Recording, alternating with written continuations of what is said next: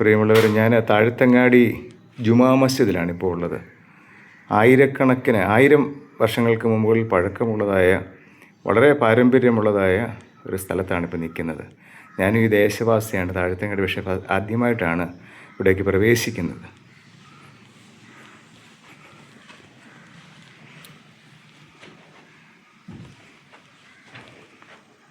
മുകളിലേക്ക് എന്താ ജസ്റ്റ് ഒരു തട്ട് പോലെ എന്നേ ഉള്ളൂ. പ്രാർത്ഥിക്കാനായിട്ട്, നിസ്കരിക്കാനല്ലേ? ഓക്കെ.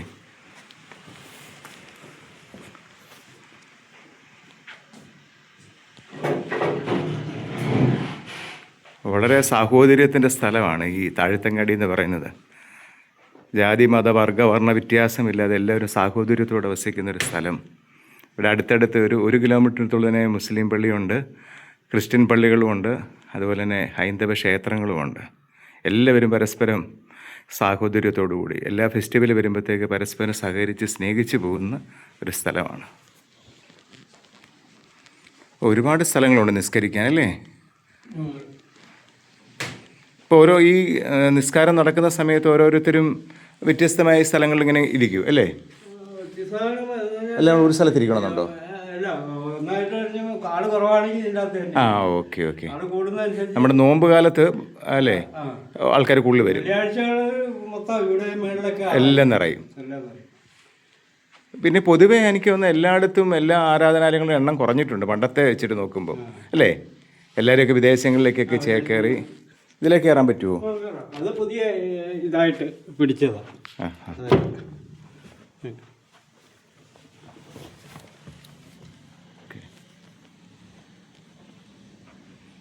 ഇത് പുതിയതായിട്ട് എക്സ്റ്റെൻഡ് ചെയ്തേക്കുന്നത്. ഓ, ഇടനാഴി പോലെ ഉണ്ടായിരുന്നു. ഓക്കെ, അല്പം കൂടെ റെനോവേഷൻ നടത്തിയതാ. ഓക്കെ, ഇതാണ് ഖുറാനാണ് ഇരിക്കുന്നത്. ഖുറാൻ ആണ് ഇരിക്കുന്നത്.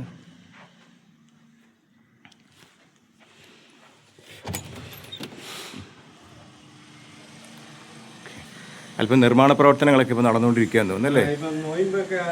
അതിൻ്റെ ഭാഗമായിട്ട് പള്ളിക്ക് ട്രസ്റ്റി എന്നൊക്കെ പറയുന്ന സംഗതി ഉണ്ടോ? ഈ ട്രസ്റ്റി സെക്രട്ടറി എന്നൊക്കെ പറയുന്നതാണ് ഇപ്പോൾ കണ്ടത്. സെക്രട്ടറിയാണ് മെയിൻ ആള്. ഓ, ശരി. അദ്ദേഹത്തെ എല്ലാവരും കൂടെ പൊതുയോഗം കൂടി തീരുമാനിക്കുന്ന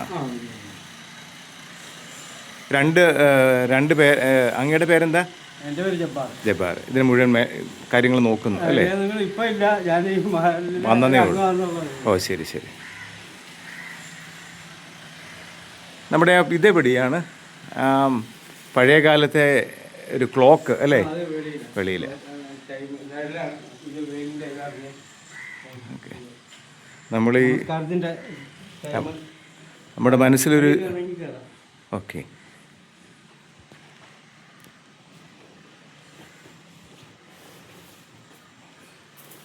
ഇത് തലയിൽ വെക്കുന്ന, അല്ലേ? അതോ, സോറി.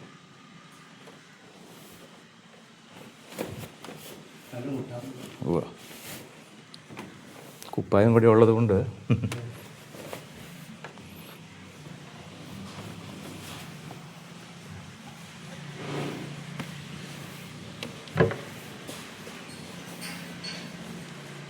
ഓക്കെ.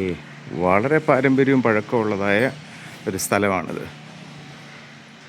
താഴത്തങ്ങാടി പ്രദേശത്ത് എനിക്ക് ഏറ്റവും പഴക്കമുള്ള ഒരു ആരാധനാലയമാണ്.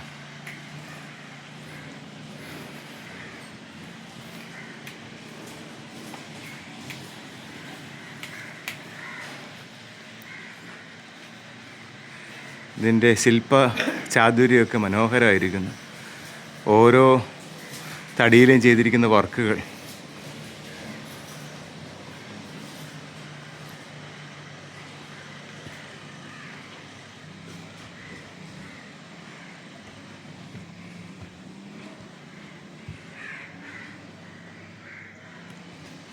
ഇതൊക്കെ വർഷങ്ങളായിട്ട് ഇങ്ങനെ അങ്ങ് നിലനിൽക്കുന്നതാണ്, അല്ലേ?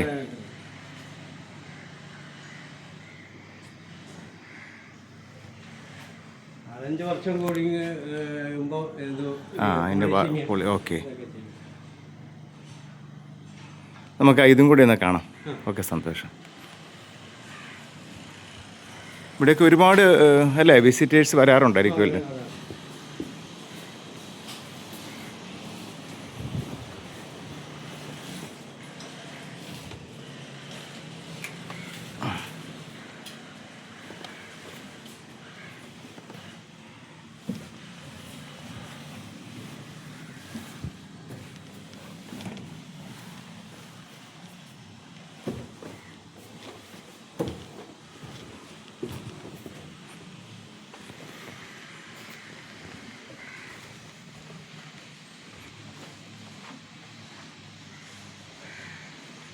ഇവിടെയും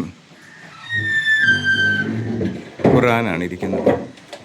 നമസ്കാരത്തിൻ്റെ സമയപ്പട്ടികയൊക്കെ കൊടുത്തിരിക്കുന്നു. It's a great. നമസ്കാരത്തിൻ്റെ സുബഹ്, ലുഹർ, അസർ, മഗരിബ്, ഇശായ്, ഉദയം, ജുമുഅ, തറാവീഹ്, പെരുന്നാൾ. ഇതിന് ചുമതലപ്പെട്ടവരാണ്.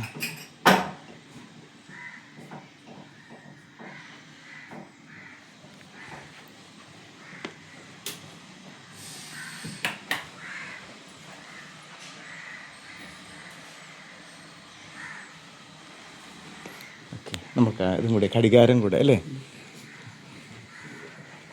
ഘടികാരം വളരെ ഫേമസ് ആണല്ലോ.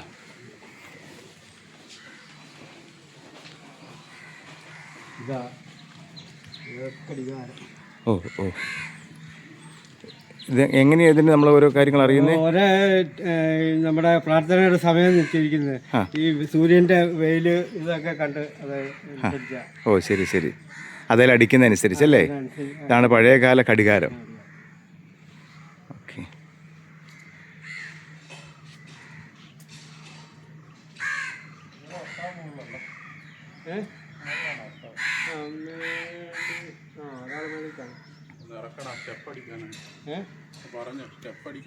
അത് നോക്കിയാൽ ചിലപ്പോഴാണെങ്കിൽ തള്ളിയാൽ തുറക്കാമായിരിക്കും, അല്ലെങ്കിൽ അത് ബെല്ലടിച്ചാൽ മതി.